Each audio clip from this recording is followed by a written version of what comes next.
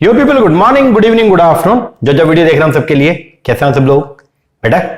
Okay, एक बार फिर से स्वागत है आप सबका हमारे नए लेक्चर में। आज की क्लास में हम लोग जो है वो करने वाले हैं हमारा पेपर नंबर 2 मैनेजमेंट का यूनिट नंबर जो 10th है, that is the entrepreneurship development, उसका चैप्टर नंबर 7 इसको हम आज की वीडियो के अंदर जो है वो स्टार्ट करने वाले हैं। जो हमारा चैप्टर नंबर 7 है, that is sickness in small scale industry, इस टॉपिक को हम लोग जो है वो स्टार्ट करेंगे। ओवरऑल मिला के चैप्टर नंबर 7 पे हम लोग जो है वो 3 लेक्चर्स जो है वो लगाएंगे। 3 लेक्चर हम टोटल मिला के इस चैप्टर के ऊपर लगाएंगे और उसके अंदर हम लोग जो है वो पढ़ना है अपने को sickness in small scale industry, उसका पूरा लीगल जो फ्रेमवर्क है, जो लीगल स्ट्रक्चर है, उसके बारे में सारा का सारा पढ़ना है। और फिर साथ में हम लोग जो है वो पढ़ेंगे हमारे कुछ अपेंडिक्स एंड एनेक्शर्स मैंने दे रखे हैं चैप्टर के लास्ट में, वो अपने को पढ़ के जाने हैं। तो चैप्टर नंबर 7 जो है हमारा unit number 10 that is entrepreneurship development, उसका चैप्टर नंबर 7 हम करेंगे। ओके, तो क्या है इस चैप्टर में? इसके अंदर जो है वो बात की गई है sickness in small scale industry के बारे में। किसके बारे में? Sickness in small scale industry, जो हमारी एसएसआई है, जो बेसिकली स्मॉल स्केल इंडस्ट्री है, जिसके बारे में हमने पहले पढ़ा था। एमएसएमईडी एक हमारा एक्ट बना हुआ है, micro small and medium enterprise development act 2006। तो वहां पे जो है वो एसएसआई को जो है वो क्या किया गया, डिफाइन किया गया। तो हमने पढ़ा था उसके बारे में। अब जो हमारी स्मॉल स्केल इंडस्ट्री अपने इंडिया के अंदर जो है वो खुली हुई है, उनके अंदर कई बार ना सिकनेस आ जाती है। अब सिकनेस का मतलब क्या है, सिकनेस का बेसिक जो मीनिंग है, अब देखो 2 वर्ड होते हैं, एक होता है सिक और एक होता है सिकनेस। सिकनेस का मतलब जो है वो क्या होता है सर? सिक का मतलब तो होता है बीमारी। बेसिकली कोई पर्सन सिक है, इसका मतलब हम बोलते हैं भाई वो तो क्या है, बीमार है। सिक को बोलते हैं हम लोग क्या, बीमार। और सिकनेस का मतलब जो है वो क्या हो गया, बीमारी हो गया, एक तरह से क्या हो गया, बीमारी। अब क्वेश्चन जो है वो ये आ रहा है कि भाई इंडस्ट्री के अंदर बीमारी का मतलब क्या हो गया? क्या इंडस्ट्री को बुखार होता है? क्या इंडस्ट्री को खांसी होती है? तो इंडस्ट्री को बीमारी का मतलब क्या है? इंडस्ट्री के बीमारी का मतलब यह है कि जब एक इंडस्ट्री जो है प्रॉफिट मेकिंग की जगह लॉस मेकिंग हो जाए, जब जो उसको काम करना है वैसा काम वो ना कर पाए, जो हम उससे उम्मीद कर रहे हैं उसकी ऑपरेटिंग एफिशिएंसी ऐसी होनी चाहिए और कंपनी अपनी ऑपरेटिंग एफिशिएंसी वैसी ना कर पाए, जो हम उससे उम्मीद कर रहे हैं कि कंपनी का प्रॉफिटेबिलिटी इतना होना चाहिए, कम से कम कंपनी इतना तो कमाए कि एक मिनिमम आरओआई तो वो कमाए ताकि अपॉर्चुनिटी कॉस्ट तो कवर हो, और कंपनी ऐसा ना कर पाए। जब हम कंपनी से उम्मीद कर रहे हैं कि कंपनी प्रॉफिट मेकिंग हो और कंपनी लगातार जो है वो लॉस में जा रही है, जब हम उम्मीद कर रहे हैं कंपनी से कि कंपनी ने जो हमसे पैसे उधार लेके हैं, हम जब भी मांगे कंपनी हमको पैसा पे कर देगी, और कंपनी जो है वो डेट का पेमेंट करने में क्या हो जाए, अनेबल हो जाए, तो हम बोलते हैं कि हमारी कंपनी जो है वो क्या हो गई है, सिक हो गई है। बोले तो हमारी कंपनी जो है वो क्या हो गई है, बीमार हो गई है। क्या हो गई है? सिक हो गई है, बोले तो बीमार हो गई है। अब उसके रीजन क्या है तो उसको देखते हैं, उसको बोलते हैं हम लोग क्या, सिकनेस। तो सिकनेस बेसिकली जो है वो ये बताएगा, बीमारी के बारे में हम लोग जो है यहां पे चर्चा करेंगे कि एक इंडस्ट्री को जो है वो कब बोलेंगे कि वो सिक हो गई है, जब उसमें आपको सिकनेस के लक्षण जो है वो देखने को मिलेंगे। आप किसी पर्सन को बीमार कब बोलते हो? अक्सर हम किसी पर्सन को बीमार तब बोलते हैं जब उसके अंदर हमको बीमारी के फीचर्स या बीमारी के लक्षण अपने को देखने को मिलते हैं। अब कोविड के टाइम पे 2021 के अंदर 21 की बात है, हाँ 2021 में कोविड हो गया मुझे, और कोविड हुआ तो पता कैसे चला? अब मुझे कोविड हो गया पता कैसे चला? जब मेरे अंदर जो है वो कोविड के क्या आ गए थे, सिम्टम्स देखने को मिले। जब मुझे महसूस हुआ, अब देखो मैं थोड़ा बीमार हुआ, ठीक है, और बीमारी क्या मतलब देखो वैसे क्या है कि कई साल हो जाते हैं। अब यंग जब एज होती है तो उसके अंदर आपके साथ भी ऐसा होता होगा कि कई दिनों के अंदर हम लोग जो है वो बीमार होते हैं, खांसी जुकाम कई दिन में, मतलब मुझे याद ही नहीं है कि लास्ट कब हुआ, ठीक है ना। तो लेकिन जब एकदम ही जो है वो ऐसा हुआ कि मान लो सर में दर्द होना शुरू हो गया, देन उसके बाद में जो है सांस लेने में थोड़ी दिक्कत आनी शुरू हो गई, और ना सांस चढ़ने लग गया, लगातार कुछ बोल रहे हैं तो सांस चढ़ रहा है, ठीक है, खाने का कुछ मन नहीं कर रहा है, तो कहीं ना कहीं जो है वो ऐसा लगा क्या सिम्टम्स दिख रहे हैं, कुछ ना कुछ दिक्कत है, ठीक है। तो मैं बीमार पड़ गया, ओके, और फिर मैंने जाके जो है फिर मुझे लगा कि यार हो सकता है क्या पता कोविड हो गया, तो मैंने फिर चेक करवाया, तो जब रिपोर्ट जो है पॉजिटिव आई कि भाई कोविड है, और कोविड है, तो मुझे पता कैसे चला? जब मेरे अंदर जो है क्या मिले, सिम्टम मिले, और जब सिम्टम्स आ गए हैं मेरे अंदर तो मतलब मुझे कोविड हो गया, मतलब मुझे बीमारी हो गई है, देन उसके बाद में जो है मैं क्या बोलूंगा कि मैं क्या हूं, बीमार हूं। उसी तरीके से एक इंडस्ट्री को आप सिक कब बोलेंगे? जब उसमें आपको सिकनेस के जो है वो सिम्टम्स देखने को जो है वो मिल जाए, जब एक कंपनी जो है लॉस में, लगातार लॉस में जा रही है। क्योंकि देखो, क्योंकि अगर सिकनेस की बात करें तो सिकनेस ऐसा नहीं कि एकदम से हो जाएगा, नहीं, कोई भी पर्सन बीमार एकदम से नहीं होता है, टाइम लगता है, एक ग्रेजुअल प्रोसेस है। उसी तरीके से कोई भी कंपनी की अगर सिकनेस की बात करें तो हम ऐसा नहीं है कि कंपनी एक ही दिन के अंदर जो है वो मान लो सिकनेस में चली जाएगी, या एक ही दिन के अंदर कंपनी जो है वो लॉस मेकिंग हो जाएगी, नहीं, ऐसा नहीं होता है। कंपनी भी जो है वो धीरे धीरे जो है वो क्या सिक होती है। तो इसका मतलब क्या है कि सिकनेस जो है वो क्या है, एक वन शॉट प्रोसेस है या वो ग्रेजुअल प्रोसेस है? सर वो ग्रेजुअल प्रोसेस है। कोई भी पर्सन जो है वो बीमार पड़ता है तो आराम आराम से होता है, ऐसा नहीं कि एकदम ही वो बीमार हो गया, ठीक है ना। तो आज की वीडियो के अंदर यही चर्चा करनी है कि कंपनी जो है वो सिक कैसे होती है, ठीक है, और सिकनेस क्या होता है, सिक क्या होता है, उसका डेफिनेशन जो है वो क्या है, इंडिया के अंदर जो है वो सिकनेस को लेकर के जो है अपने कंपनी एक्ट के अंदर क्या बात बोली गई है, क्या इंडिया के अंदर सिक इंडस्ट्रीज के लिए कोई स्पेशल एक्ट ऑफ पार्लियामेंट जो है वो बनाया गया है, क्या इंडिया के अंदर एमएसएमई एक्ट के अंदर जो है वो सिकनेस को डिफाइन किया गया है या नहीं किया गया, वो सब चर्चा हमको आज के वीडियो के अंदर करना है। ओके जी, तो हम लोग जो पढ़ेंगे चैप्टर नंबर 7 यूनिट नंबर 10 का।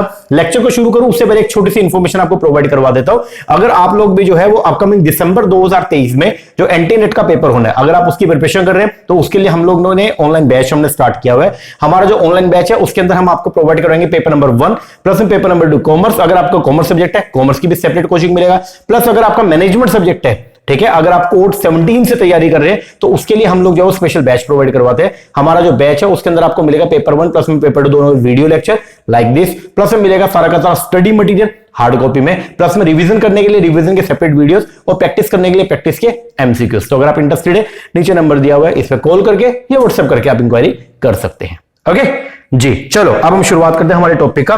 क्या है जी sickness in small scale industry? थोड़ा सा देखिएगा, बोलता है sickness is man, sickness in man जो है इज ए ग्रेजुअल प्रोसेस। एक इंसान के अंदर जो बीमारी होती है, जब एक इंसान बीमार होता है तो वो भी क्या है, ग्रेजुअल प्रोसेस है, एकदम नहीं होता, धीरे धीरे होगा। And does not develop suddenly, और वो कभी भी जो है एकदम से जो है सिकनेस डेवलप नहीं होती है। कोई भी बीमारी अगर आपके अंदर आएगी तो वो एकदम से नहीं आएगी। Similar in the case with industrial unit, और वही सेम केस है किसके साथ में, इंडस्ट्रियल यूनिट्स के साथ में। देयरफॉर इन कॉमन पार्लेंस में अगर बात करते हैं तो सिक इंडस्ट्री इज वन, एक बीमार इकाई, एक बीमार कंपनी वो है विच इज नॉट हेल्दी, जो हेल्दी नहीं है। एंड हेल्दी यूनिट कौन सी होती है, which earn a reasonable return on capital employed and build up a reserve after providing reasonable depreciation. तो बोलता है देखो सिक इंडस्ट्री कौन सी है, तो कॉमन पार्लेंस में अगर बात करें एक बीमार कंपनी वो है जो हेल्दी नहीं है। और हेल्दी कंपनी कौन सी होती है, जो एक अच्छा प्रॉफिट कमा रही होती है। हेल्दी कंपनी जो है वो है which earn a reasonable return on capital employed, जो एक अच्छा प्रॉफिट कमा रही है कैपिटल एम्प्लॉयड पे, उसको बोलेंगे वो हेल्दी इंडस्ट्री है। और जो कंपनी हेल्दी नहीं है वो क्या है, बीमार है। इसका मतलब जो कंपनी अपनी रिटर्न ऑन कैपिटल एम्प्लॉयड अच्छा नहीं कमा रही है, जो लगातार लॉस के अंदर जा रही है, जो टाइम पे अपने डेट्स का पेमेंट नहीं कर पा रही है, तो हम बोल देंगे वो जो कंपनी है वो क्या है, बीमार कंपनी, बोले तो सिक कंपनी है। A sick industrial unit may be defined as one where it fail to generate surplus.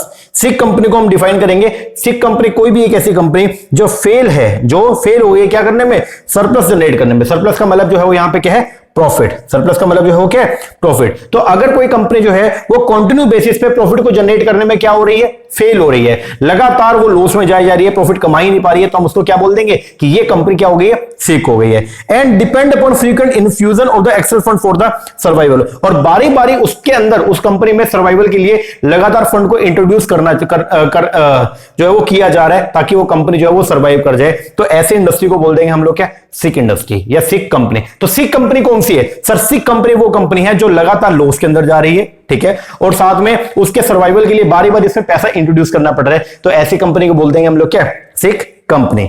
अब इंडिया के अंदर सिक कंपनी को डिफाइन किया गया सिक्का में, तो क्या बोलते हैं, सिक इंडस्ट्रियल कंपनी एक्ट SICA 1985 1985 में जो है सिक इंडस्ट्रीज के लिए एक एक्ट को पास किया गया था जिसका नाम था सिक्का 1985। हालांकि अब जो है वो ये एक्ट जो है वो क्या हो गया, बंद हो गया, रिपील हो गया। इसके बारे में चर्चा भी आगे मैं करवाऊंगा आपको, ठीक है। तो उसने जो है वो क्या किया, सिक्का जो है उसने दिस सिक इंडस्ट्रियल कंपनी 1985 उसने आइडेंटिफाई किया सिकनेस को in terms of cash loss for 2 consecutive financial year and accumulate loss equal or exceed the net worth of the company at the end of the second financial year. इसका मतलब क्या हो गया, अगर कोई company जो है वो क्या करिए, लगातार 2 साल से जो है वो क्या कैश लॉस आ रहे हैं उसके, मतलब लॉस के अंदर है, और साथ में उसके जो लॉस हैं वो इतने हो गए हैं जो उस कंपनी ने नेटवर्थ अपनी थी, जो कंपनी की नेटवर्थ थी उसके बराबर कैश लॉस हो गए, तो ऐसी कंपनी को बोल देंगे हम लोग क्या, सिक इंडस्ट्री। क्या बोल देंगे, sick industry. Sickness in industry therefore indicate more or less a perfect positive correlation with the profitability. Sickness जो है क्या है, देखो बोलते सिकनेस जो है इंडस्ट्री के अंदर वो इंडिकेट करता है more or less a perfect positive correlation with profitability, liquidity, solvency. Reason जो है इंडस्ट्रियल सिकनेस के वो इंटरनल भी हो सकते हैं और आपके एक्सटर्नल भी हो सकते हैं। अब इंटरनल रीजन कुछ जो है वो क्या है, आइए थोड़ा सा एक बार देख लो क्या है। Fault at the initial level of planning, अगर मान लो कंपनी के अंदर आपने काम करना स्टार्ट किया और ट्रेनिंग अगर आपकी पूरी है तो आपकी कंपनी जो है वो सीख होनी है। फिर फाइनेंशियल कंस्ट्रेंट आ गया, मान लो पैसा नहीं है आपके पास में काम करने के लिए, लेबर मैनेजमेंट में प्रॉब्लम क्रिएट हो गए, या डिफेक्टिव या इनएफिशिएंट या ओल्ड एज मशीनरी आपने जो यूज कर रखा है उसकी वजह से भी अगर प्रोडक्शन से नहीं हो पाएगा तो प्रॉफिट नहीं है, सेल नहीं होगा, सेल नहीं होगा तो प्रॉफिट नहीं होगा, तो फिर क्या होगा, फिर लॉस होएगा। इनकॉम्पिटेंस हो गया on the part of entrepreneur, जो एंटरप्रेन्योर है, जो बिजनेसमैन है, वही इतना कैपेबल नहीं है कि वो अच्छा कुछ काम कर पाए।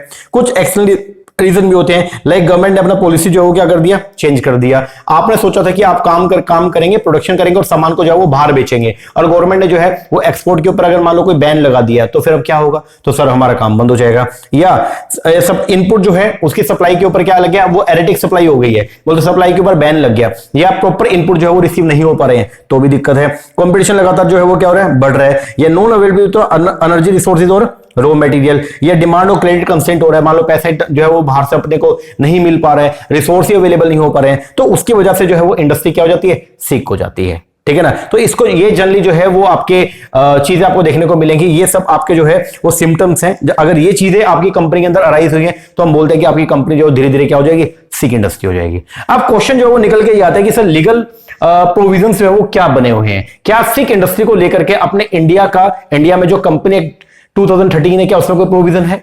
या आपने अभी सर जिक्र किया इसके बारे में, सिक्का के बारे में, कि ये सिक्का क्या है सर जो आपने बताया यहां पे, सिक इंडस्ट्रियल कंपनी 1985, तो ये क्या है और क्या ये अभी है या ये रिपील हो गया? तो आइए अब उसके बारे में थोड़ी सी जो है वो चर्चा करते हैं। तो लीगल रोड मैप जो है वो क्या है, देखें एक बार। ये कुछ चीजें मैंने यहां पे लिखी है तो मैं टेलीग्राम के ऊपर ही डाल दूंगा, ठीक है, तो वहां से आप एक बार देख लेना, ओके। और आप अगर चाहो तो आप नोटिंग भी कर सकते हो, समझना इसको। देखो सबसे पहले एक तो है, देखो यहां पे हम बात करने वाले सिक इंडस्ट्री के बारे में, और साथ में हम यहां पे जो है वो बात करने वाले हैं एमएसएमई के बारे में। जो स्मॉल स्केल इंडस्ट्री अगर बीमार हो जाए तो उसकी क्या डेफिनेशन है, उसका क्या क्राइटेरिया है, उसके बारे में। और नॉर्मल जो कोई भी इंडस्ट्री है, वो स्मॉल स्केल नहीं, नॉर्मल कोई भी इंडस्ट्री या कोई भी कंपनी जो है वो अगर बीमार हो जाए, दैट मींस कि अगर वो लॉस मेकिंग हो गई है तो उसके क्या कंडीशंस है, उसके बारे में हम बात करेंगे, ठीक है। पहले क्या है, पहले यहां पे जो है वो छोटी इंडस्ट्री के बारे में बात की गई है। किसके बारे में? जो छोटी कंपनीज है, छोटी कंपनीज बोले तो एसएसआई, उसके बारे में। अब आपको मालूम है इंडिया के अंदर स्मॉल स्केल इंडस्ट्रीज जितनी भी है उन सबके लिए एक एक्ट हमने पास किया हुआ है जिसको बोलते हैं हम लोग क्या बोलते हैं, MSME, micro small and medium enterprise development act 2006। हमने जो है वो एमएसएमई को जो है वो क्या किया हुआ है, पास किया हुआ है, ठीक है। अब ध्यान से देखना, बोलते हैं as per the extent guidelines, जो गाइडलाइंस दिया गया एमएसएमई के अंदर, micro small and medium enterprise के अंदर, तो वहां पे एक कंपनी को सिक कब बोलेंगे? दो बात आएंगी, एक आएगा सिक और एक है सिकनेस। एक टर्म आएगा सिक, एक कंपनी को बीमार कब बोल दोगे, और एक आएगा सिकनेस, ठीक है, कि सिम्टम्स क्या क्या आपको देखने को मिलेंगे। तो सिक कब बोलोगे, एक कंपनी को बीमार कब बोल देंगे, छोटी कंपनी की बात हो रही है अभी, क्योंकि यहां पे जो है डेफिनेशन किसमें दिया गया, एमएसएमई में, मतलब micro small and medium enterprise development act के अंदर जो है वो बात की गई है। तो अगर किसी छोटी कंपनी की बात करें, छोटी कंपनी को बीमार कंपनी कब बोलूंगा, अगर वो दो में से कोई भी एक कंडीशन को सेटिस्फाई कर दे। एक कंपनी जो छोटी कंपनी है जो एमएसएमई के अंदर आती है, कोई भी micro company, micro small and medium enterprise, ये तीन तरह की जो कंपनी है, micro small and medium enterprise है। तो अगर कोई भी माइक्रो कंपनी, कोई भी स्मॉल कंपनी या कोई भी मीडियम एंटरप्राइज जो है, अगर वो दो कंडीशन है, उन दो में से कोई भी एक कंडीशन को क्या कर दे, सेटिस्फाई कर दे, तो हम बोल देंगे वो कंपनी क्या है, बीमार कंपनी है, वो कंपनी जो है वो क्या है, सिक कंपनी है, ठीक है। अब वो दो कंडीशन क्या है, सबसे पहली कंडीशन जो है वो क्या, any of the borrower account of the enterprise remain NPA. जो कंपनी है, कंपनी ने कुछ पैसा ले रखा था और अगर कंपनी जो अपने पैसे का पेमेंट टाइम पे नहीं कर पा रही है और कंपनी का अकाउंट जो है वो क्या हो गया, एनपीए हो गया, और कितने दिन हो गए एनपीए हुए, 3 महीने से ऊपर हो गए हैं, तो हम बोल देंगे आपकी कंपनी जो है वो क्या है, बीमार है। आपने एक कंपनी खोली, आपकी कंपनी का नाम था मान लो स्मॉल कंपनी, और स्मॉल कंपनी के नाम से आपने बिजनेस ऑपरेट करना क्या कर दिया, स्टार्ट कर दिया। आपकी कंपनी जो है एमएसएमई के अंडर भी आती है, ठीक है। अब आपकी कंपनी ने बैंक से जो है वो क्या लिया था, लोन लिया था। अब बैंक ने आपको जो है वो बोला कि भैया पेमेंट कर दो, और आपने पेमेंट करने से क्या कर दिया, मना कर दिया, या आपके पास में पेमेंट नहीं है, and you are unable to pay the debt on time, और आपका अकाउंट जो है वो बैंक ने जो है वो क्या कर दिया, एनपीए कर दिया, बोले तो नॉन परफॉर्मिंग एसेट। और अगर मान लो आपका खाता जो बैंक ने एनपीए किया है, उस खाते को एनपीए हुए 3 महीने से ऊपर हो गए हैं, कितने हो गए हैं, 3 महीने या 3 महीने से ऊपर हो गए हैं, तो हम बोल देंगे आपकी कंपनी हो गई बीमार, क्या हो गई है? बीमार। ध्यान से सुनना, आपने एक कंपनी को ओपन किया, माइक्रो, स्मॉल या मीडियम, कोई भी तीनों में से कोई भी कंपनी थी, आपकी कंपनी ने बैंक से जो है या बाहर से कहीं से भी लोन लिया, और जब पेमेंट की बात आई तो पेमेंट करने में आप क्या हो गए? अनेबल हो गए, और आपके खाते को कर दिया गया एनपीए, नॉन परफॉर्मिंग एसेट। ठीक है, आपकी कंपनी को एनपीए कर दिया, मतलब 3 महीने से ऊपर हो गए थे, क्योंकि किसी भी खाते को एनपीए कब करते हैं? जिस दिन अमाउंट ड्यू हुआ उसके 3 महीने तक, मतलब 90 डेज तक अगर पैसा नहीं मिलता है तो 90 दिन के जस्ट बाद जो है वो अकाउंट जो है वो परफॉर्मिंग की जगह क्या बन जाएगा? नॉन परफॉर्मिंग एसेट बन जाती है। ठीक है ना, तो 90 दिन तो हमने आपसे पैसा मांगा, इस दिन यहां से लेके 90 डेज तक अगर आप पेमेंट नहीं करोगे तो यहां पे क्या बन जाओगे? एनपीए। क्या बन जाओगे? एनपीए। और इसके बाद आगे के 3 महीने, तो मतलब ओवरऑल मिला करके यहां से कितना हो गया? 6 मंथ्स का पीरियड हो गया। लेकिन आपको पढ़ के यही जाना है, एज पर एमएसएमई सिक कंपनी की डेफिनेशन जो है वो क्या है? सिक कंपनी कोई भी ऐसी कंपनी जो 2 में से कोई एक कंडीशन पूरी करे। पहली कंडीशन जो है वो क्या आती है? Any of the borrower account, उस कंपनी का जो कोई भी बोरोवर अकाउंट जो है, ठीक है, वो क्या हो जाए?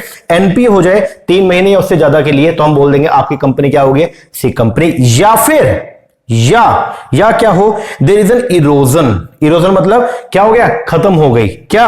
नेटवर्थ आपकी, ड्यू टू, क्यों? क्योंकि एक्यूमुलेटेड लॉसेस हो गए हैं। अब देखो, अब बैलेंस शीट की अगर बात करता हूं तो बैलेंस शीट के जो है वो एसेट साइड होगी और एक लायबिलिटी साइड है। ठीक है, लायबिलिटी साइड पे आपकी नेटवर्थ लिखी जाती है, एसेट साइड पे आपकी सारी एसेट आती है। लेकिन अगर मान लीजिए कभी ऐसा हो जाएगी लॉस बढ़ जाएगा, तो लॉस कहां लिखा जाएगा? सर हम जनरली एसेट साइड पे या तो लिखेंगे या लायबिलिटी साइड पे लिख के उसको माइनस के अंदर दिखाएंगे। ठीक है, तो अगर मान लीजिए कभी ऐसा हो गया कि आपके एक्यूमुलेटेड लॉसेस की वजह से आपके लगातार जो नुकसान हो रहे हैं, उन नुकसान की वजह से आपकी जो नेटवर्थ है वो 50% तक क्या हो गई है? इरोड हो गई है, बोले तो खत्म हो गई है, तो हम आपकी कंपनी को बोल देंगे आपकी कंपनी क्या है? सिक इंडस्ट्री है।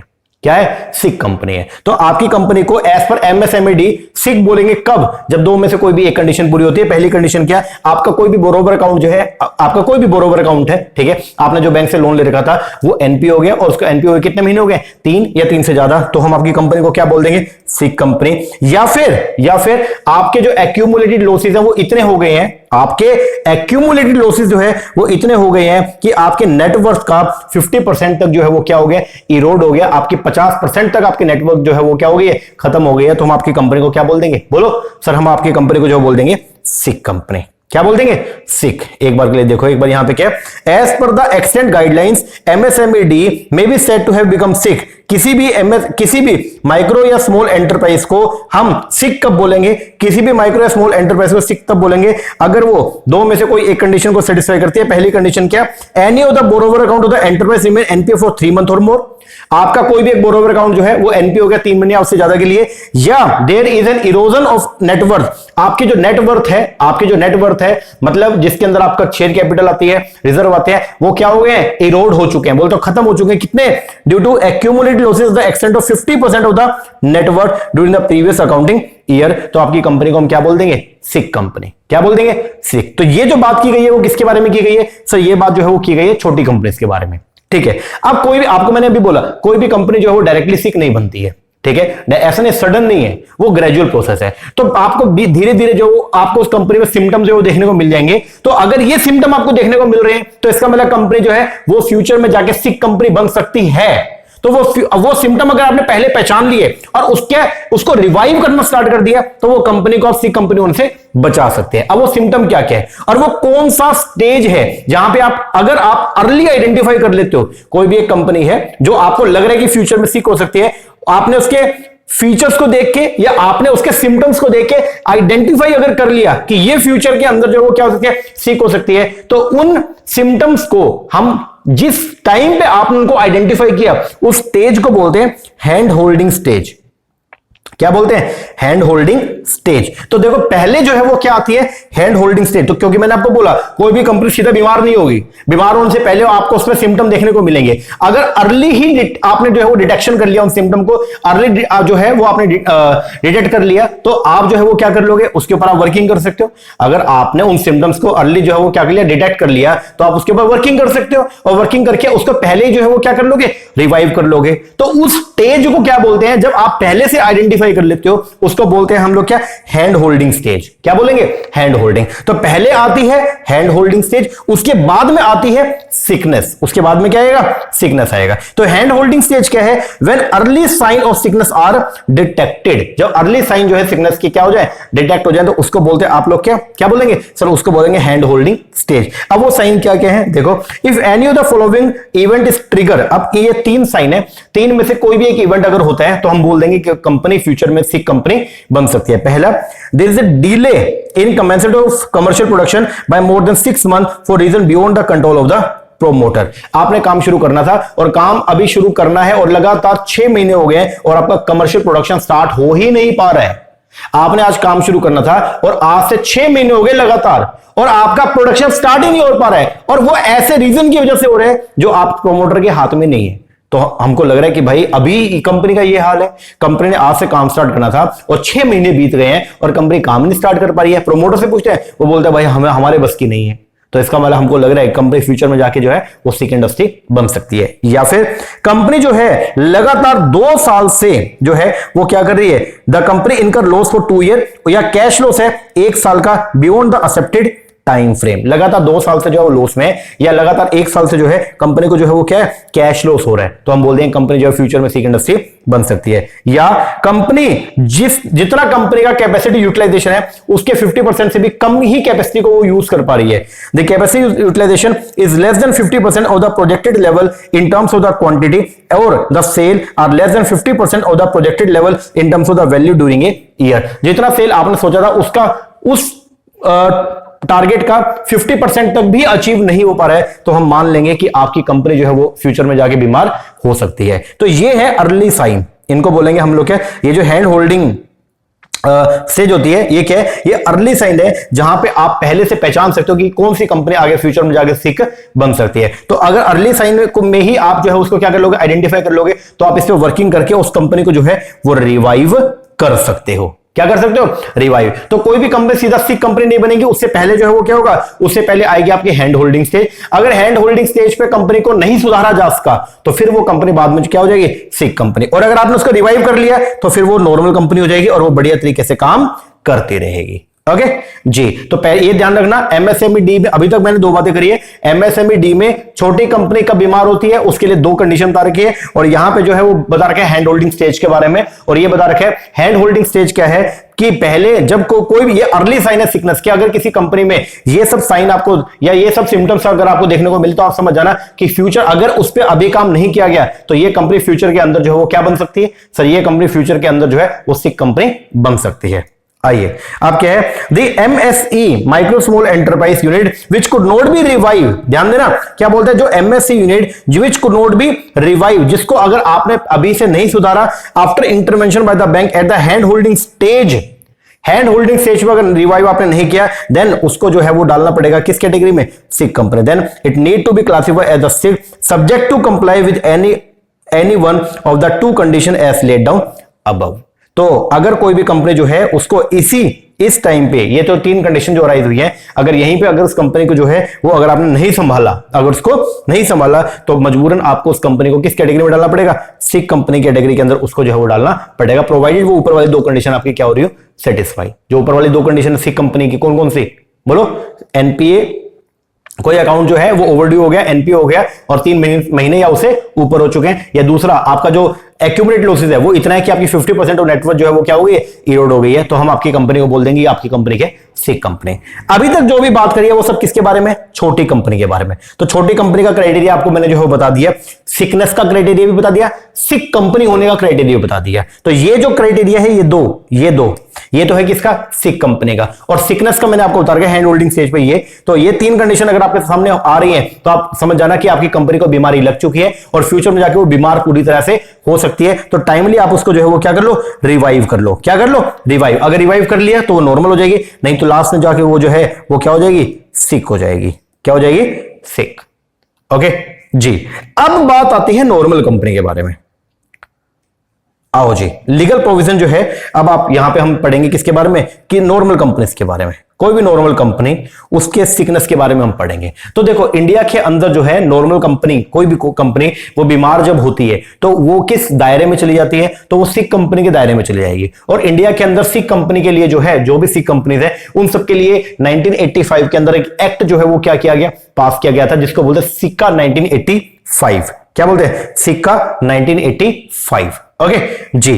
तो सिक्का 1985 जो है ये क्या करता है, यहां पे जो है इस लॉ को क्या किया गया, एनेक्ट किया गया। क्या किया गया, एनेक्ट किया गया, इसको पास किया गया। ये जो लॉ था इसको पास किया गया, ठीक है। क्या करने के लिए, डिटेक्ट करने के लिए unviable companies that could pose systematic financial risk, ठीक है। तो सिक्का जो है ये एक एक्ट जो है ये पार्लियामेंट से जो है वो क्या किया गया, ये जो एक्ट उसको पास करवाया गया। और ये जो एक्ट था ये क्या करता है, ये डिटेक्ट करता है ऐसी कंपनीज को that could post systematic financial risk, जो फ्यूचर के अंदर जिनके अंदर जो है ये क्या है, फाइनेंशियल रिस्क है, जो फ्यूचर में जाके जो दिवालिया हो सकती है, ठीक है। तो सिक्का में ओल्ड जो आपका सिक्का एक्ट था, ठीक है, उसके अंदर सिकनेस को डिफाइन किया गया। सिक कंपनी को डिफाइन नहीं किया, किसको डिफाइन किया, सिकनेस को। किसको डिफाइन किया, सिकनेस को। अब देखो इसके बारे में क्या बता रखा है, देखो definition of sickness, note the sick company. मैं दोबारा बोल रहा हूं, सिकनेस को डिफाइन किया गया, ना कि सिक कंपनी को। सिक कंपनी को भी डिफाइन किया, वो आगे पढ़ेंगे, अभी के लिए लेकिन सिकनेस की बात कर रहे हैं, ठीक है। तो जो आपका सिक्का 1985 है, सिक्का का फुल फॉर्म जो है वो क्या है, ये आपको मैंने अभी बताया। ये देखो सिक्का का ये फुल फॉर्म है अपना, सिक इंडस्ट्रियल कंपनी एक्ट 1985।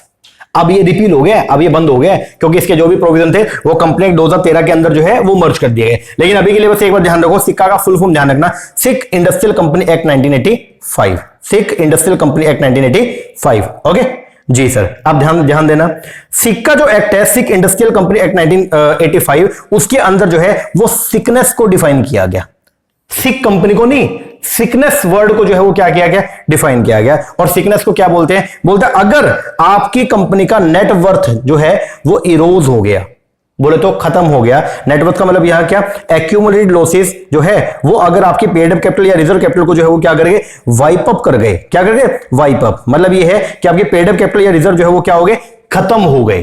क्या हो गई, खत्म हो गई। किस वजह से, आपके एक्यूमुलेटेड लॉसेस की वजह से, आपके एक्यूमुलेटेड लॉसेस की वजह से। तो हम बोल देंगे अगर ये चीज हो गई है तो आपकी कंपनी जो है वो क्या, सिकनेस के दौर में चली गई है। तो एज पर सिक्का 1985 सिकनेस वर्ड को जो है वो क्या किया गया, डिफाइन किया गया। और वहां पे क्या बोला गया सिकनेस के बारे में, सर वहां पे ये बोला गया अगर आपकी जो है वो नेटवर्थ इरोड हो गई है, किस कारण, एक्यूमुलेटेड लॉसेस के कारण। अगर आपकी कंपनी के एक्यूमुलेटेड जो लॉस है, अगर आपकी कंपनी में नुकसान इतना हो गया है, कितना हो गया है कि जो आपकी पेड अप कैपिटल है और जो रिजर्व है उसके बराबर हो गया। आपकी कंपनी के अंदर पेड अप कैपिटल रिजर्व दोनों का जोड़ मिला के जो है वो था 25 लाख। कितना था, 25 लाख। और आपकी कंपनी के अंदर 25 लाख रुपए का अभी जो है क्या हो गया, नुकसान हो गया, जो अभी तक जो है वो सेट ऑफ नहीं हो पाया। तो हम बोल देंगे भैया आपकी कंपनी तो क्या है, सिक कंपनी है, सिकनेस आ गई है उसके अंदर। तो ओके जी। अब यहां पे जो है वो क्या किया गया, अगर कोई भी कंपनी एज पर सिक्का 1985 अगर कोई भी कंपनी में सिकनेस आपको देखने को मिले तो इस कंपनी को रेफर करेंगे कहां पे, बाइफर में। ये भी पहले होता था, अब नहीं है, ठीक है। एक इंस्टीट्यूशन को सेट किया गया जिसको बोलते हैं हम लोग क्या, बाइफर। तो सिक्का में ध्यान देना, सिक्का में दो quasi judicial body, quasi judicial जो जुडिशियल नहीं है, जुडिशरी क्या होता है, कोर्ट, और क्वासी जुडिशियल जो कोर्ट नहीं है लेकिन कोर्ट वाली सारी पावर उसके पास में। ध्यान देना, कोई भी वर्ड के सामने अगर क्वासी लगा दे, जैसे बोल दे क्वासी कोर्ट, तो इसका मतलब जो कोर्ट नहीं है बट कोर्ट वाली सारी पावर है। कोई बोल दे क्वासी कैप्टन, इसका मतलब जो पर्सन कैप्टन नहीं है बट कैप्टन वाली उसके पास सारी पावर है। कोई बोल दे क्वासी पुलिस, इसका मतलब जो पर्सन पुलिस नहीं है बट पुलिस वाली उसके पास में सारी पावर है। तो यहां पे सिक्का एक्ट में दो ऐसी बॉडी को सेटअप किया गया जो थी क्वासी जुडिशियल बॉडी। इसका मतलब वो जुडिशरी नहीं है, वो कोर्ट नहीं है बट कोर्ट वाली उसके पास में क्या है, पावर है। और दो कंपनी को जो दो अलग से बॉडी को सेटअप किया गया, एक था बाइफर और एक था AIIFR, AAIFR, बाइफर और आइफर, बाइफर और आइफर। ओके, बाइफर का फुल फॉर्म जो है वो क्या था, board for industrial and reconstruction, board for industrial and financial reconstruction. और एक था आइफर। अब आपका जैसे कोई कंपनी जो वो क्या होगी, सिक कंपनी होगी, तो उसका मामला जो है वो रेफरेंस आएगी किसके पास, बाइफर के पास। बाइफर उसके ऊपर जो है वो क्या करेगा, अपना फैसला सुनाएगा।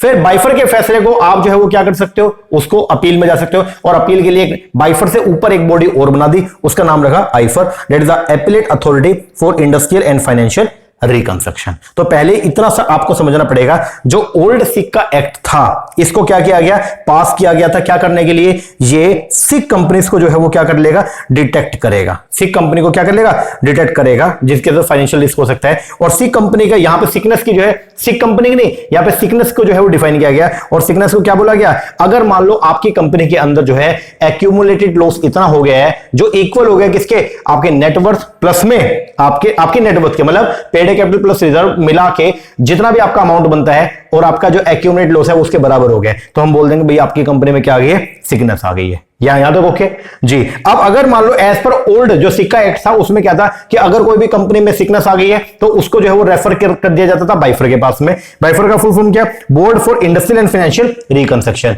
और बोर्ड फिर उसके ऊपर अपना निर्णय देता था। अगर आप उस निर्णय से सेटिस्फाई हो तो बात ही खत्म होगी, अगर आप उस निर्णय से सेटिस्फाई नहीं हो तो यह मामला आगे जाता था किसके पास में, आईफर के पास में। और आईफर का जो निर्णय था वो फुल एंड फाइनल होता था। ये था आपका ओल्ड सिक्का। फिर ओल्ड सिक्का के बाद इस एक्ट में थोड़ी सी जो है वो क्या किया गया, अमेंडमेंट किया गया। नया सिक्का SICB एक बिल जो है वो पास किया गया 1987 में, और इसमें भी सिकनेस टर्म को जो है वो डिफाइन किया गया। और यहां पे सिकनेस को क्या, ऊपर वाले सिक्का में क्या बोलता है, सिकनेस का मतलब क्या, सिकनेस का मतलब अगर आपका एक्यूमुलेट लॉस इतना हो गया है कि आपकी नेटवर्थ के बराबर हो गया। नेटवर्थ मतलब पेड अप कैपिटल प्लस में रिजर्व सरप्लस, इसकी इतना आपका जो है नेट लॉस हो गया तो हम मतलब इतना आपका एक्यूमुलेट लॉस हो गया तो हम बोलते थे आपकी कंपनी में सिकनेस आ गई है।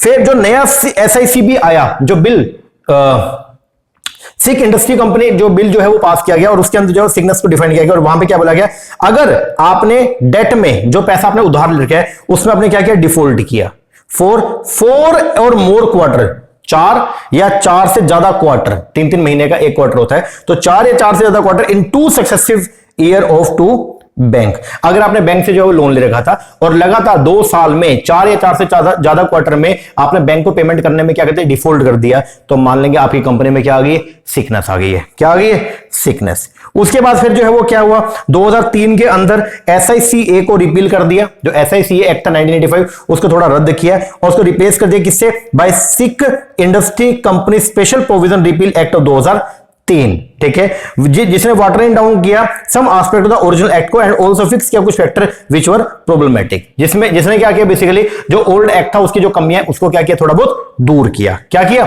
दूर किया। तो सबसे पहले तो सिक्का 1985 था, फिर उसकी जगह पे जो है वो क्या आ गया, SICB आया, एक बिल आया, उसने सिकनेस को अलग तरीके से डिफाइन किया। और फिर 2003 में सिक्का को क्या कर दिया, रिपील कर दिया, रद्द कर दिया, और उसकी जगह पे जो है वो क्या आ गया, Sikh industry company special provision repeal act 2003 आ गया।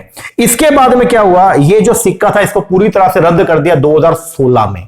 2016 में। अब 2013 के अंदर इंडियन कंपनी एक्ट आ गया, नया वाला इंडियन कंपनी एक्ट 2013 आ गया।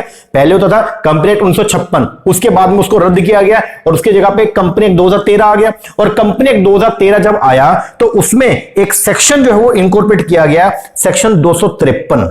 सेक्शन 253 और सेक्शन 253 के जो प्रोविजन थे वो सिक्का के प्रोविजन से मैच नहीं कर रहे थे, तो ये बोला गया भाई सिक्का को बंद ही कर दो, सिक्का को क्या कर दो, बंद। अब समझना, सिक्का वाज देन फुल्ली रिपील, पूरी तरह से सिक्का को क्या कर दिया, रद्द कर दिया। क्या कर दिया, रद्द कर दिया। कब, 1 दिसंबर 2016 को। तो 1 दिसंबर 2016 को सिक्का को पूरी तरह से क्या कर दिया, रद्द कर दिया। इन पार्ट बिकॉज, क्योंकि कुछ जो प्रोविजन थे सिक्का के वो ओवरलैप हो रहे थे with the provision of the separate act, बोल दो कंपनी एक्ट 2013। तो सिक्का के जो प्रोविजन है वो कंपनी एक्ट 2013 के प्रोविजन से क्या हो रहे थे, ओवरलैप, और इसलिए सिक्का को जो है वो मतलब ये जो आपका सिक्का जो एक्ट था 1985 उसको क्या कर दिया, रद्द कर दिया। तो फिर कंपनी एक्ट 2013 जो बनाया गया, अब जब सिक्का रद्द हो जाएगा तो वो जो दो बॉडी सिक्का में बनी हुई थी, इसका एक का नाम था बाइफर और एक का था आईफर। अब इनका क्या होगा, क्योंकि ये क्या संभालती थी, सिक्का ने जिस कंपनी को सिकनेस घोषित कर दिया ये उसको संभालने का काम करती थी, उसके पास सुनवाई करती थी। अब जब सिक्का ही नहीं रहा तो ये बॉडी भी खत्म। यस, और सिक्का के प्रोविजन किसमें आ गए, कंपनी एक्ट में। तो क्या कंपनी एक्ट में अब कोई बॉडी बनानी पड़ेगी जो सिख कंपनी की मामले सुनेगी? यस। तो अब क्या किया गया, ये बाइफर और आईफर इनको भी रद्द कर दिया और इनकी जगह पे जो है वो क्या किया गया, कंपनी एक्ट 2013 में क्रिएट किया गया दो बॉडी, एक था एनसीएलटी, बाइफर की जगह एक बॉडी आ गई जिसको बोलते हैं NCLT, national company law tribunal, और एक आ गया NCLAT, national company law appellate tribunal. जो आपका आईफर था उसकी जगह आ गया क्या, एनसीएलएटी। NCLAT। तो अगर अब कंपनी 2013 के हिसाब से अगर आपकी कंपनी सिक हो गई है तो मामला जाएगा कहां? NCLAT के पास। फिर वो अपना निर्णय देगा। अगर उस निर्णय से आप सेटिस्फाई हो, बात खत्म। सेटिस्फाई नहीं हो तो आप अपील में जा सकते हो, और अपील में कहां जाओगे? NCLAT के पास में, और इसका जो डिसीजन होगा वो क्या होगा? फुल एंड फाइनल होगा। ओके जी। तो सिक्का 1985 में कुछ ऐसी बातें थी जो ओवरलैप कर रही थी कंपनी 2013 से, तो हमने क्या किया? सिक्का को रद्द कर दिया, उसको रिपील कर दिया। और अब इंडिया में कंपनीज की सिकनेस की अगर बात करेंगे तो वो कहां लिखा गया? वो इंडियन कंपनी 2013 जो है उसके सेक्शन 253 में लिखा गया। अब आइए उसको पढ़ते हैं। Section 253 sub section 1 of the company 2013 उसने सिकनेस को डिफाइन किया। उसने भी सिकनेस को क्या किया? डिफाइन किया। सिक कंपनी की डेफिनेशन जो है वो नहीं लिखी हुई है। अपना जो कंपनी 2013 है उसमें आज भी सिक कंपनी की डेफिनेशन नहीं लिखी हुई है। वहां पे डेफिनेशन लिखी हुई है सिकनेस की। वहां पे ये बोला गया कि अगर किसी कंपनी में ये लक्षण पाए जाते हैं तो हम उसको मानेंगे वो कंपनी क्या हो गई? सिक हो गई है। अब वो क्या? तो बोलते हैं सेक्शन 253(1) ऑफ कंपनी 2013 ये डिफाइन करता है सिकनेस को एज व्हेन ऑन डिमांड, जब जो सिक्योर्ड क्रेडिटर था आपका, जिस पर्सन ने आपकी कंपनी को कोई लोन दिया था और बदले में आपने गिरवी के तौर पे कोई प्रॉपर्टी रख रखी है, ठीक है, तो वो क्या हो गया? सिक्योर्ड क्रेडिटर हो गया। यस, अगर सिक्योर्ड क्रेडिटर ने आपसे जो है वो डिमांड किया अपना पैसा वापस, सिक्योर्ड क्रेडिटर ने आपसे डिमांड किया अपना पैसा वापस, और 30 दिनों तक भी आप अगर उसका पैसा पे करने में क्या हो गए? अनेबल हो गए। अगर कोई सिक्योर्ड क्रेडिटर था जो टोटल आपने जिन लोगों को टोटल पैसा देना है उसका 50% या उससे ज्यादा पैसा उस पर्सन ने आपको दे रखा है, अगर वो पर्सन अगर आपसे पैसा जो है वो क्या करता है? डिमांड करता है और बोलता है मुझे मेरा पैसा वापस दो, और उसके मांगने के 30 दिनों तक भी अगर कंपनी जो है वो पैसा पे करने में क्या हो जाए? अनेबल हो जाए, तो हम बोल देंगे भैया कंपनी जो है वो क्या हो गई है? बीमार हो गई है। कंपनी क्या हो गई है? बीमार हो गई है। तो क्या बोलते हैं? सेक्शन 253(1) जो है ऑफ द कंपनी 2013 का उसने सिकनेस को जो है वो डिफाइन किया। वो क्या बोलते हैं? व्हेन ऑन डिमांड, जब मांगने पर, किसके द्वारा मांगने पर? Secured creditor of the company द्वारा मांगने पर। और वो कौन है? जो रिप्रेजेंट करता है 50% और more of the outstanding amount of debt, और कंपनी जो वो क्या हो जाए? फेल हो जाए। सिक्योर्ड क्रेडिटर ने अपना पैसा वापस मांगा और कंपनी उसका पैसा वापस करने में क्या होगी? फेल हो गई। To satisfy the secured creditor within 30 day of the demand notice, जब उसने नोटिस भेजा कि भैया मुझे मेरा पैसा वापस दो, और उसके 30 दिनों तक भी अगर आप जो उसका पैसा पे करने में क्या हो गए हो? फेल हो गए हो, तो फिर एज पर कंपनी एक्ट का 253 एक्ट जो सेक्शन है वो बोलता है कि आपकी कंपनी में जो है वो क्या हो गई है? सिकनेस हो गई है। क्या हो गई है? सिकनेस। तो इस केस में अब क्या होगा? इस केस के अंदर if any of the creditor में फाइल एन एप्लीकेशन, अब अगर कोई क्रेडिटर जो है वो एप्लीकेशन फाइल करेगा किसको? NCLAT को, ठीक है, तो NCLAT उस कंपनी को जो है वो क्या करेगी? सिक कंपनी जो है वो घोषित कर देगी, और फिर उसको दिवालिया भी किया जा सकता है। तो क्या बोलते हैं? If any of the creditor, अगर कोई भी पर्सन जो कंपनी से पैसा मांग रहा है मे फाइल एन एप्लीकेशन, वो अगर जो है ट्रिब्यूनल का मतलब यहां पे क्या? NCLAT, national company law tribunal, अगर उसके पास में जाके जो है वो क्या करता है? केस करता है, अपना एप्लीकेशन देता है, ठीक है, डेट कंपनी में भी declared as a sick company, तो फिर ट्रिब्यूनल जो है वो 60 दिन के अंदर अंदर जो है वो ऑर्डर पास कर सकती है और उस कंपनी को सिक कंपनी जो है वो घोषित कर सकती है, उस कंपनी को सिक कंपनी घोषित कर सकती है। तो ये सब लिखा गया है सेक्शन 253। तो अभी तक एक बार पहले ये बताओ कि क्या आज की डेट में सिक्का 1985 कहीं है? नहीं सर, अब ये नहीं है। सिक्का के जो प्रोविजन है वो सब किस में आ गए हैं? जो हमारा इंडियन कंपनी एक्ट 2013 उसके सेक्शन 253 में। यहां तक ओके जी। और जो छोटी कंपनी की अगर बात करें, छोटी कंपनी बीमार हो जाए तो उसके प्रोविजन का है? वो MSME एक्ट के अंदर है, जो micro small and medium enterprise development act है उसके अंदर उसकी बात की गई है। ओके जी। लेकिन एक एक्ट है सरफाइसी एक्ट, जो बैंक के पास में है, ठीक है। अगर सरफाइसी एक्ट जो भी एप्लीकेबल हो गया, मतलब अगर बैंक ने अगर मान लो किसी कंपनी को लोन दे रखा है तो बैंक का जो वो एक्ट है सरफाइसी एक्ट वो सबको ओवरराइड कर देगा। अभी के लिए बस आप ये समझना सरफाइसी एक्ट के ओवरराइडिंग इफेक्ट होंगे। इसका मतलब अगर कभी ऐसा हो गया किसी जगह पे कंपनी एक्ट भी लग रहा है और सरफाइसी एक्ट भी लग रहा है तो सरफाइसी एक्ट के प्रोविजन की जो है वो वेटेज ज्यादा रहेगी, कंपनी एक्ट की उसके आगे कोई औकात नहीं रहेगी। इसका मतलब सरफाइसी एक्ट जो है वो कंपनी एक्ट के प्रोविजंस को क्या कर जाएगा? ओवरराइड कर जाएगा। एक बार बस ये समझना, आगे डिस्कशन करेंगे इसके बारे में, अभी के लिए बस इतना समझ लो। आगे आओ। नया कंपनी एक्ट जो है, अब जो नया कंपनी एक्ट आया उसने डिफाइन किया सिकनेस को, उसने भी सिकनेस को जो है वो डिफाइन किया, but does not define the sick company. लेकिन सिक कंपनी को उसने भी डिफाइन नहीं किया as define the section 3O of the SICA 1985। अब ध्यान देना, जो अपना नया कंपनी एक्ट है उसने सिकनेस को डिफाइन किया था, बोलो यस सर। नई कंपनी एक्ट का मतलब कंपनी 2013 का जो सेक्शन 253 है उसने बोला सिकनेस के बारे में क्या कि अगर मान लो कोई भी कंपनी का सिक्योर्ड क्रेडिटर जो है वो कंपनी से ऑन डिमांड जो पैसा मांगता है और अगर 30 दिनों तक कंपनी उसका डेट का पेमेंट करने में क्या हो जाए अनेबल हो जाए तो उस पर्सन के पास में राइट है कि वो एनसीएलटी को जो है वो क्या करेगा, आप एप्लीकेशन देगा और बोलेगा कि इस कंपनी को क्या करो, सिक घोषित करो। ठीक है, तो ये जो कंडीशन है 50% वाला, ये किसकी है, सिकनेस की। तो अपने इंडिया में जो कंपनी 2013 है उसमें आज भी सिक कंपनी का क्राइटेरिया नहीं दिया गया, ओनली सिकनेस की बात की गई है। ओके जी, लेकिन जो अपना 1985 वाला जो एक्ट है उसमें सिकनेस का भी बताया गया था और सिक कंपनी का भी बताया गया था। अब सिक कंपनी की डेफिनेशन क्या है, एज पर सिक्का 1985 तो वो बता रखा है, as per that act any industrial company which is in existence for more than 5 year, अगर कोई भी कंपनी जो 5 साल से एग्जिस्टेंस के अंदर है and which has the end of the financial year accumulate loss above it's net worth, अगर कोई कंपनी 5 साल से जो है वो ऑपरेशन के अंदर है और अगर 5 साल से वो काम कर रही है और आज की डेट में उसके इतने लॉस हो गए हैं जो उसके नेटवर्थ के बराबर है, जितनी पूंजी आपने बिजनेस के अंदर लगाया था उसके बराबर अगर आपके नेटवर्थ वो जो है क्या हो गया, एक्यूमुलेट लॉस हो गया, तो हम बोल देंगे आपकी कंपनी को क्या, सिक कंपनी। और ये क्राइटेरिया किसका, ये क्राइटेरिया सिक कंपनी का। तो किसी कंपनी को सिक कंपनी कब बोलोगे, एज पर सिक्का 1985 किसी कंपनी को सिक कंपनी तब बोलते थे, क्योंकि आज तो सिक्का है नहीं, तो किसी कंपनी को सिक कंपनी तब बोलते थे जब उस कंपनी के एक्यूमुलेटेड लॉसेस हैं वो इतने हो जाएं उसकी नेटवर्थ के बराबर या उससे ज्यादा, तो उस कंपनी को क्या बोलते हैं, सिक कंपनी। ओके जी, तो पहली बात अपने इंडिया में सिक कंपनी के ऊपर पहले एक एक्ट होता था सिक्का 1985, ये एक्ट पूरी तरह से क्या हो गया, रद्द हो गया और इसके सारे प्रोविजन जो है वो आ गए किसमें, कंपनी एक्ट 2013 में। और इसका सेक्शन कौन सा, सेक्शन बोलो सर, सेक्शन है 253। अब सिक्का के अंदर दो बॉडी हमने बना रखी थी, एक थी अपनी बाइफर और एक थी हमारी आइफर। ये दोनों बॉडी जो है वो भी क्या हो गया, बंद, और इनकी जगह जो है वो आ गई क्या, एक आ गया NCLT national company law tribunal और एक आ गया NCLAT national company law appellate tribunal.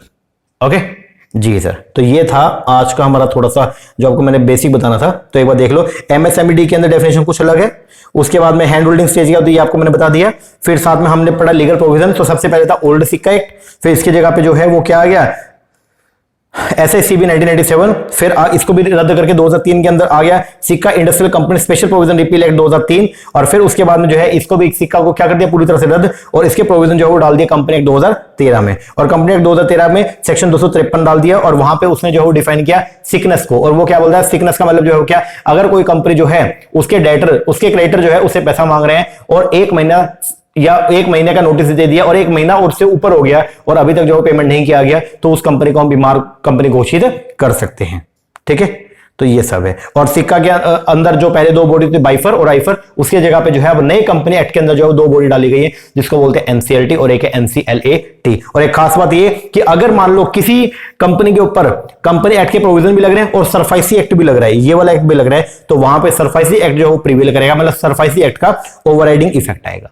Okay जी सर, ये था हमारा आज का बेसिक जो हमने पढ़ा है किसके बारे में, स्मॉल स्केल इंडस्ट्री की सिकनेस के बारे में। हमने दोनों के बारे में पढ़ लिया, स्मॉल स्केल इंडस्ट्री सिकनेस भी और नॉर्मल भी। ठीक है, एक काम करो, एक बार इतना ही करो और बाकी का टॉपिक इसके आगे आज हमने शुरू करना था, ये प्रोसेस ऑफ सिकनेस वाला और फिर मेजर कोजेस ये सब, तो यहाँ पर फिर अगली क्लास के अंदर देखते हैं। ठीक है, तो अगली क्लास में ये वाला टॉपिक पढ़ेंगे, इसके साथ में फिर अपने को ये अनेक्शंस, ये गाइडलाइंस दे रखी है, पहले तो अपने को रिहेबिलिटेशन की और फिर अपने को जो है वो पढ़ना है एनेक्शंस के बारे में। एनेक्शन में दोनों डाल रखे हैं, एनेक्शन 1 एनेक्शन 2, और एनेक्शंस के अंदर जो है वो हमने इसमें डाल रखी है अपेंडिक्स भी, दोनों तरह के अपेंडिक्स जो है वो डाल रखी है, तो ये हम पढ़ेंगे। ये फिर अगली क्लास में 2 लेक्चर और हैं, उनके अंदर हम कवर कर लेंगे। ओके जी सर, चलो एक बार के लिए इतना कीजिए, बाकी मिलते हैं अपने नेक्स्ट लेक्चर में, तब तक के लिए थैंक यू वेरी मच।